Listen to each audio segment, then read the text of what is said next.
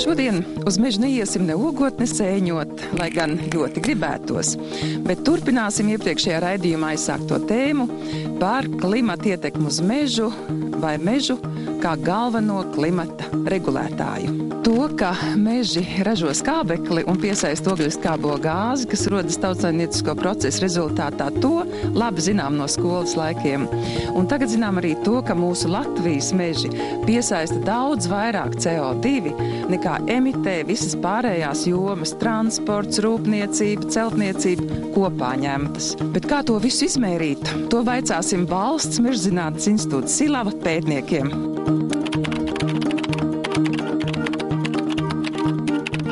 Mums mežā ir tādas, pieņemsim, kad ir 4 kastītes. Ar smiltiņām ne, bet ar oglekli piebērts. Viena kastīte tā mums ir augsne, otra kastīte mums ir nedzīvā koksne, trešā kastīte mums ir nedzīvā zemsega, kas guļ uz augsnes, un tad vēl ir dzīvā biomasa. Un emisijas mums ir tad, kad visu šo kastīšu summa, tad, kad viņas noliek uz svariem, un ja nākošajā gadā noliekot viņas uz svariem, mums tur paliek vieglāks tas viss, tas nozīmē, ka mums ir bijušas emisijas. Ja mums uz svariem paliek smagāks, tas nozīmē, ka mums ir bijuši piesaisti mežā, tas oglekļa daudzums. Un, mēs visvieglākais, kur mēs varam piesaistīt oglekli, tā kastīte ir dzīvā biomasa. CO2 mums ir viens no tiem ļaunumiem. Viņš ir tāds, ja skaitliskā izteiksmē teikt, ka CO2 ļaunums ir izsakāms ar skaitli 1, tad ir metāns, kurš ir izsakāms ar skaitli 21, viņš ir 21 reiz ļaunāks par CO2, un tad ir slāpekļa oksīds, jeb smieklu gāze, kur tas ļaunums izsakāms ar skaitli 310, viņš 310 reizes kaitīgāks, jeb stiprāks siltumnīca efekta gāzu aģents nekā CO2.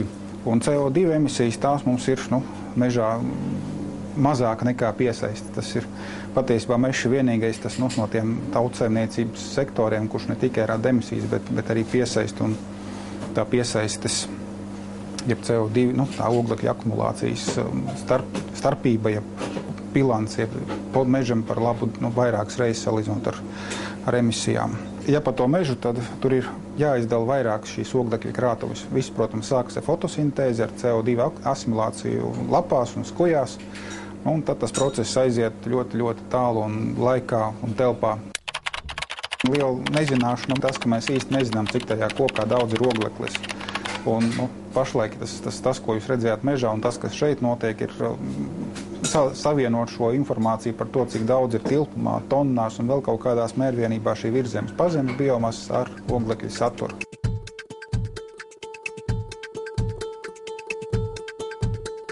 Un šeit mežā ar milzu lielu rūpību tiek gādāts par zinātniekiem un pētniekiem nepieciešamo izpētes materiālu. Nezinātājiem varētu šķist, ka puiši ar milzu centību cenšas atrast kādu paslēpto mantu, bet izrādās, ka te iet cīņa pavisam par ko citu. Oskar palaida ar lāpstu vienu tādu, lai ir svaiga tā vertikālā mala, šī te kaut kur no augšas. Mēs principā atrokam cēlumu ar saknēm, pēc iespējas vairāk. Cenšamies saglabāt saknes pēc cēluma, lai pēc tam viņas nomērītu projekcijas attiecībā par debesu pusēm, tilpumu un arī garumus, gan sānu, gan balstu saknēm.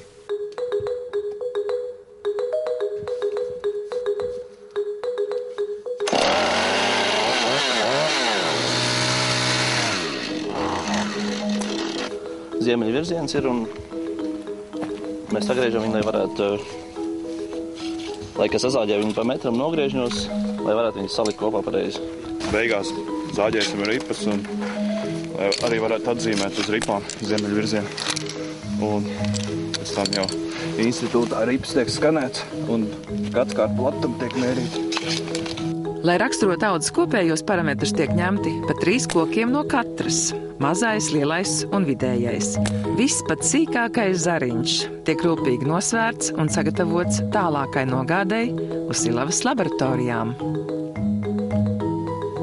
Esam jau 2. gadu šobrīd strādājam ar šiem te jautājumiem, un tā pamatdoma ir iegūt pietiekami daudz informācijas biomasas vienādojumu izveidošanai, respektīvi, lai novērtējot audzi, nosakot koka caurmēru, varbūt arī augstumu, tādus parametrus, ko viegli uzreiz augošam kokam var noteikt, mēs varētu pateikt, cik tad viņam ir tā masa, vismaz ar zināmu precizitāti, varētu pateikt, cik liela daļa no tās masas ir stumbrā, cik liela daļa ir zaļos zaros, cik liela daļa sausos zaros vai vienkārši tajā vainaga kas tur ir iekšā, un arī tas, kas ir celms un ko mēs tā kā atstājam tajā mežā, cik daudz kāda daļa tās masas ir pazemē. Un tam ir divi tādi aspekti, kādēļ mēs to principā darām.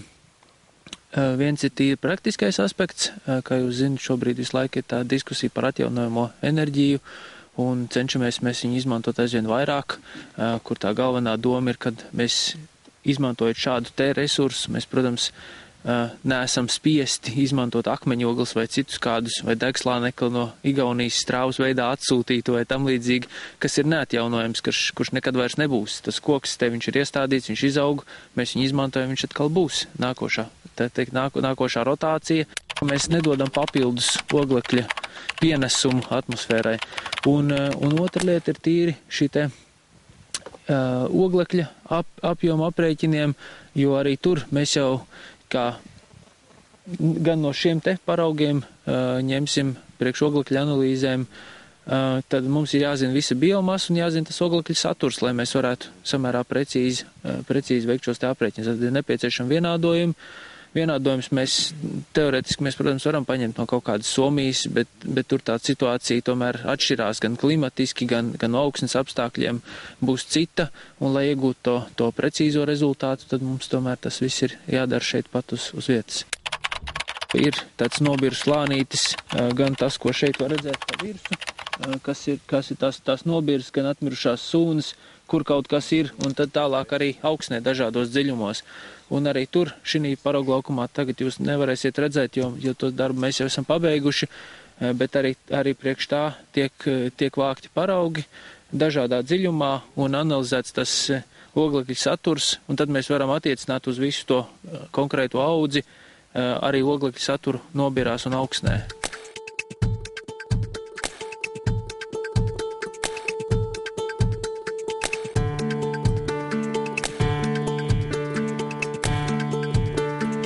Un tagad no tā visu, ko mēs redzējām mežā, jums ir tas gala atlikums, šādas te celma daļiņas, jā? Jā, pēc tam, kad šo celmu nomazgā, nosaka viņa tilpumu, tad mēs saņemam šādus paraudziņus, ar kuros nosakam oglekli. Faktiski tas arī viss, ko mēs viņam pašlaik darām. Bet te jau ir vēl vesels maiz, dažādu skaidiņu. Paraudziņš pēc tam tiek sasmalcināts līdz šādam līmenim.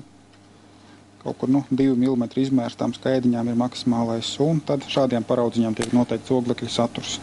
Te laboratorijā mēs nosakām koksnes blīvumu, gan pazemes, gan virzemes, un oglekļa saturu koksnē tiek paraudziņi izgriezti, kā viņi sauc, reprezentatīvi paraudziņi izzāģēt no celma un no saknēm. Reprezentatīvi, tas tā smalki skan.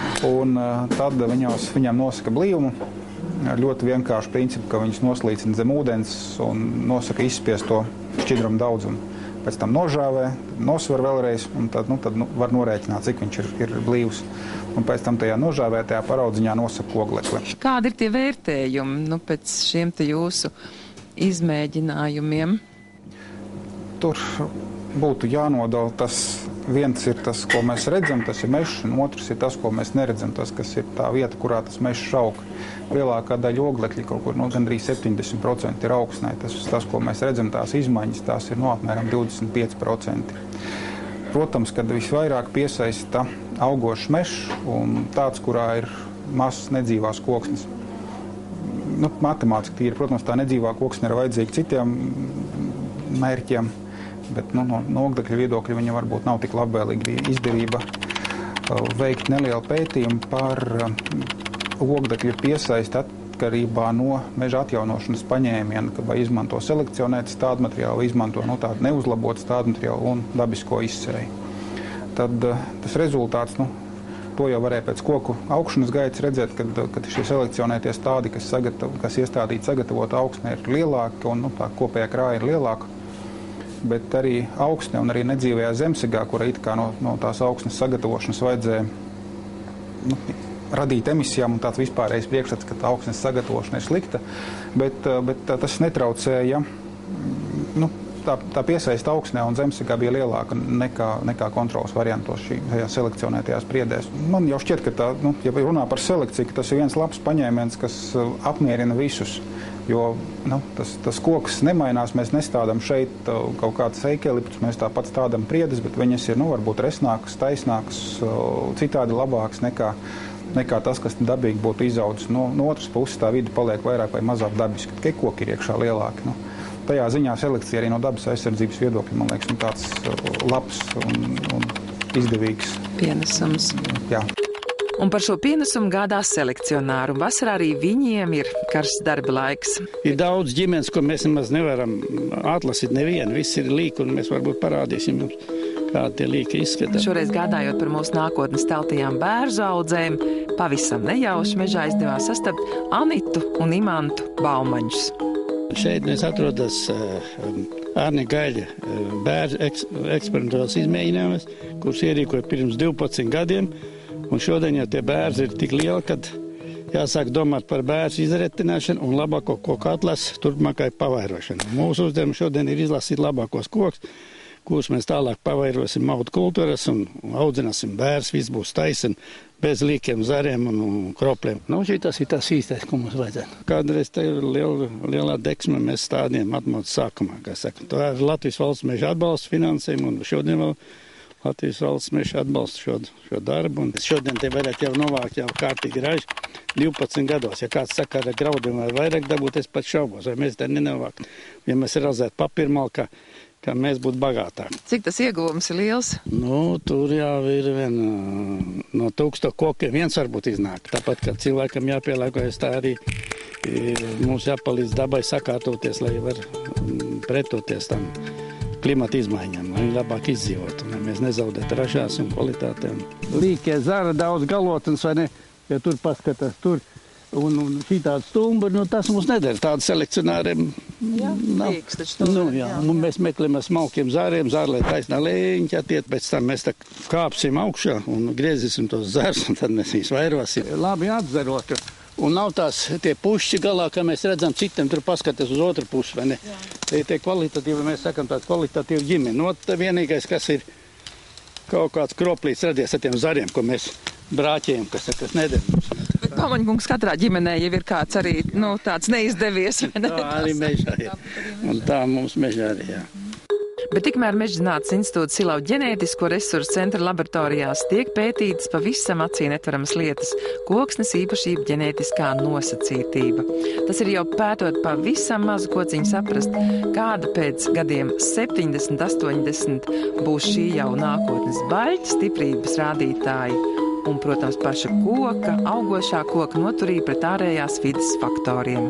Mums ir jautājums, vai šis koks spēs pielāgoties šīm izmaiņām. Un arī ir zināms, ka arī genoms pārkārtojās un mainās un pielāgojas šīm izmaiņām. Mēs pētām priedi tieši, jo viņi ir ļoti interesants augs. Viņi ir Latvijas lepnums. Un arī tas, ka viņas genoms ir ļoti interesants, ļoti liels un viņš ir ļoti mainīgs un aktīvs. Vai viņi ir tik elastīgi, ka viņi varētu pielāgoties tam, ko daba tagad liek viņai? Es ceru, ka viņi būs elastīgi un izdzīvos, protams, un arī mēs mēģināsim visu darīt, lai tā arī būtu. Un meklēt droši vien tās stiprākās, tos stiprākos genomus. Atlasīt tos stiprākos un veicināt selekciju. Kas ir mazā Latvija uz kopējā pasaules fona? Man liekas, ka mēs, ar saviem mežiem darām ļoti lielu darbu. Mēs Latvijā, varbūt tās problēmas, ka mums ir bišķi pa mazu kapacitāti. Tajā brīdī, kad noslēdz to parakstījā zem Kyoto protokolu, īsti neiedziļinājās, kas no tā viss nāks ārā. Tagad ir skaidrs, ka tas biznesa plāns ir varbūt netik, peļņas procents nevajadzēja būt viņam tik lielam, ka vajadzēja guldīt arī diezgan daudz naudas atpakaļ, lai šo sistēmu tīri vērtēšanas uzskaitas izstrādātu. Kad mēs bijām ļoti godīgi un tikko mums parādījās meža statistiskā inventarizācija, tā uzreiz iebāzām savus datus par krājas pieaugumiem mežā. Un tagad mēs esam pirmajā vietā Eiropā, vienā no pirmajām vietām pasaulē par piesaistēm meža zemēs. No vienas puses tas ir jauki, bet no otras puses mums ir liels risks, ka mēs nespēsim noturēt šo augsto līmeni arī nākotnē. Pieņemsim, ka būs otrais Kyoto protokola pārskata periods. Tas ir nākamgad, jā? Aiznākamgad, turpmākajos 5 gados. Un tas dara lielas bažas, jo vecuma struktūra mums iet uz to lielo pusi. Mums daudz paliek arī vairāk vecu mežaudžu, kurā šī pieaugums krasa samazinās. Un līdz ar to ir zināmas bažas, kad mums nākotnē mēs nespēsim izpildīt tās emisiju samazināšanas prognozes, ko mums ir piedāvājuši starptautiskie vērtētāji nākošajiem 5 gadiem. Par laimi neesam mēs vienīgie. Šāda pat situācija ir Somijai, Zviedrijai. Acīm redzot, turpat nonāks arī Lietuva un Igaunija. Viņa šajā emisiju uzskaitē meža zemēs ir bišķi atpaliek no mums, varam lepoties. Bet viņam arī nav tās problēmas, kas mums parādījušās tagad ir. Tas, kas man liekas liela netaisnība, ir tas, kad mums šie emisiju uzskaitē mēs uzskaitām ražošanas emisijas, nevis patēriņu. Citiem vārdiem sakot, ja mēs uztaisam šeit kaut kādu koka logu vai koka durvis, tas mums ir vienīgas emisijas caurēm visur. Ja mēs ievedam no saulainās Ķīnas vai no Indijas, tad mums nekādas emisijas. Viņiem, kas nav parakstījuši Kyoto protokolu, arī nekādas emisijas. Visi laimīgi. Klimata labā strādā ne tikai augošais mežs, bet arī koksnes produkti. Koka durvis, logi, galdi, krēsli, galu galā mājas patur sevī CO2 visu savu mūžu. Visu to, ko pārtopot liederībā, pirms tam saistīs augošais koks, un tas ir šeit pirms daudziem simtiem gadu. Šovakar neliels ieskats Sijā daļradas koks vaņots mēbeļu ražotnē, kur kokam prot pievienot milzu lielu vērtību un saimniekot vidē draudzīgi. Mehāniskā apstrāde visur notiek iekšā šajās rūpnīcas telpās, ja? Un šī ir skaidra savākšanas filtri, kas savāc skaidrs no darba mašīnām, kur tiek veikta mehāniskā apstrāde, tās pašas skaidrs no priedes, vai kā viņas savācās, atfiltrējās. Nekur gaisā viņas nepaliek. Viss siltais gaiss atgriežas atpakaļ cehā, lai būtu mazāk jākurina. Tiek ražots briketes, gan sakurināts. Un mēs apkurinām arī, lai vēl būtu, arī pat tas ir ar valsts sadarbībā, arī projektiņš bija virzīts kādreiz līdzfinansēja siltumtrases izveidēja šeit uz internātu skolu. Mēs kurinām arī internātu skolu, lai tur varētu likvidēt to katlamāju kā tādu, kas ir skolai nebūtu jādara, jāuztur savu katlamāju. Mēs pārdodam viņiem šeit siltumu. Ja? Zem tā vidas projektiem mēs arī atrisinājām toreiz to projektu kā tādu, jā, līdzfinansējumu dabujām. Tā ražotnība bija šeit, jā, viņi maziņi, jā, tā skatāmies, jā, un tad būvējām ik pa gadiem ir audzis klāt, viņš ir tāds tehnoloģiski sadrumstalots, ir izveidojies dēļ tā, kad, paši finansējamies, bija nauda, tirgus tāds, vajag telpas tādas, piebūvējām tādu iecirknīti. Akal attīstījāmies, akal mainījās situācija, tirgus veidojās, akal kaut ko vajadzēja, un tā viņš veidojās. Šeit būs pievienoto vērtību. Jā, maksimāli. Principā viņš tiek saražots kā mēbele ar visu pievienoto vēl klāt darba spēku un visiem pāriem materiāliem. Jā. No tādas mazas ražotnes. Šeit ražoja kādreiz leļu galvas, šakatēlīšus. Jā, visāds maziņas, jā. Visāds maziņas, teiksim, arī maizes kastītes. Jā, tas bija sākums, jā. Un šodien mēs guļam istabas un bērnu istabas un visu lielu. Un es esmu dzirdējis, ka tās patiesībā ir viens no galvenākajām mēbelēm Latvijā. Jā, es nevaru pateikt neko sliktu, godīgi sakot, arī pret to pasauli tirgu, kur mēs ejam, ir tās kategorijas. Ir arī Šveicē, kur ejam, ir diezgan jau pat uz ekskluzīvo pusīti. Šodien arī jau strādājam tieši masīvu koku mēbelēm. Jā. Mums ir 6 žāvēšanas kameras. Un vasarā ir diezgan tā, kad ir ļoti vajag no rokas mutē dzīvot ar priedi, viņi zilē.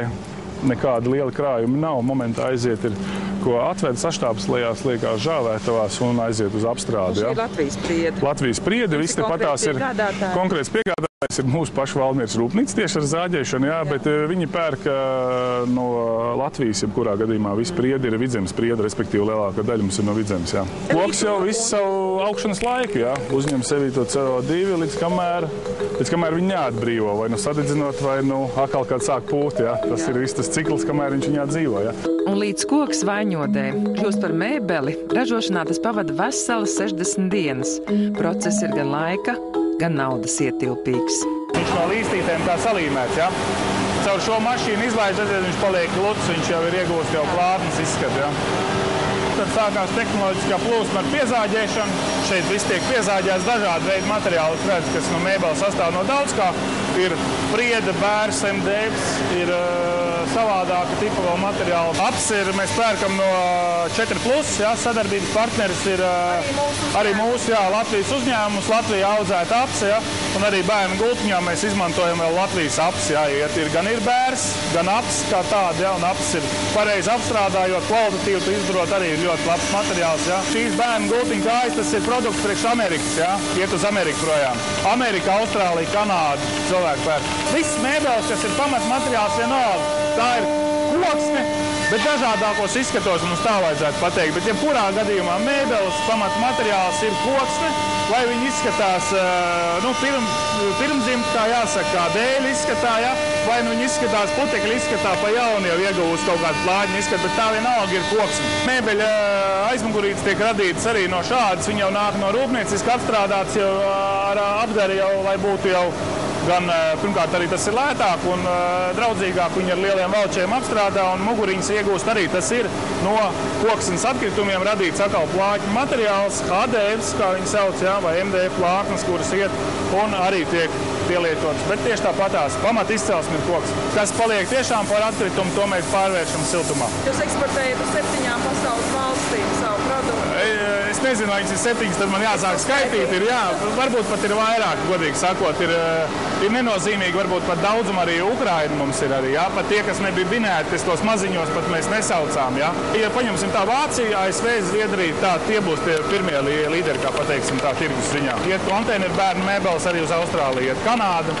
Šī ir guļama istaba priekš Zviedrijas. Šitās arī gultas man arī ir baltas, bet tikai Zviedriem, un tas ir atkal Zviedriem arī tāds dizains, kas Latvijā nav pieprasīts.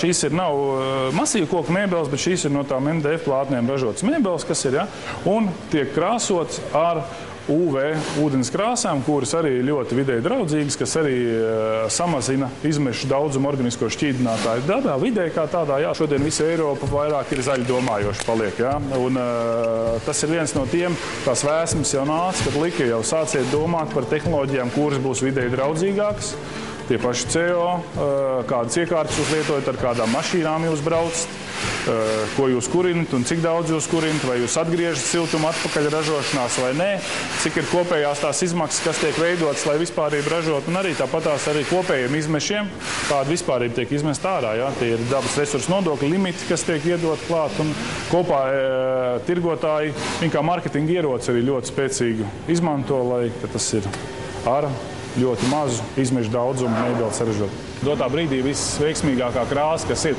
pārējās tās krāsas, tās ir grunts krāsas, kas iet vai skābes ietējošās. Šī ir tas, kas ir tas jaunās paaudzes produkts. Tā ir. Viņiem arī tāds logo rakstīts ir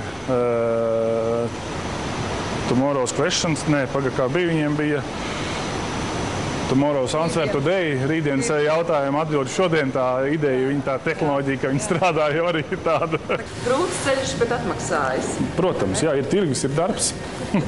Speciāli mums ir radīta artikulu bāze izstrādājumiem, lai mēs viņus nosaukt, precīzāk definēt, kas tie tādi ir. Tad plauktiņiem ir kaut kā 10 000, artikulu soliņiem 20 000, skapīši 60 000, gultas 70 000. Bet šī brīdī es gribu jums jautāt, cik vispār ir šo pozīciju, cik vispār ir šo sortimentu dažādību? Apmēram, ja, ko mēs radām tos jaunos, kas ir jauns, ja, kaut kas mainīts no iepriekšējiem modeļiem vai jauni pilnībā izstrādāt, līdz pat 600 modeļiem gadā.